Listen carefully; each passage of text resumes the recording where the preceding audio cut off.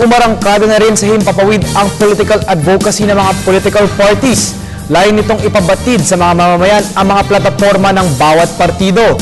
Maging ang kinaaaniban ng alyansa ni Pangulong Benigno Aquino III ay naghayag na plano.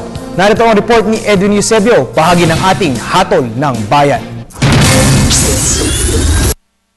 Hindi man sila matatalik na mga magkakaibigan at magkakaalyado, subalit nagsama-sama ang mga kandidato sa pagkasenador sa ilalim ng bandera ng Administrasyong Aquino.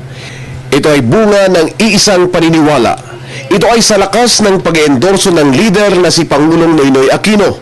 At upang mas matandaan at mapagtanto ng taong bayan ang mithin ng mga kandidatong ito sa pagtahak sa malinis na paglilingkod, kanilang pinag-isa ang pangalan ng kanilang pinagmulang mga partido. Kaya pansamantalang hindi na muna maririnig ang alyansa ng Liberal, Nasyonalista at Nationalist People's Coalition. Ipinakikilala ngayon ang Team Pinoy. Sa kabilang dako, sinimulan na ng kandidato ng oposisyon ang kanilang paglilibot sa mga lalawigan sa bansa.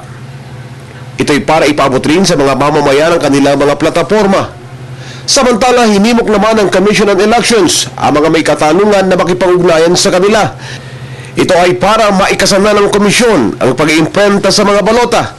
May 52 na balota ang sisimulan ng imprentahin simula Pebrero 4. Sinabi ni COMELEC Chairman Sixto Brillantes na inaasang aabot ng 50 araw ang pag-iimprenta ng mga balota. Nasa 1 milyong balota lamang kasi ang kakayaning iimprenta kada araw. Para sa Telebisyon ng Bayan, Edwin Eusebio.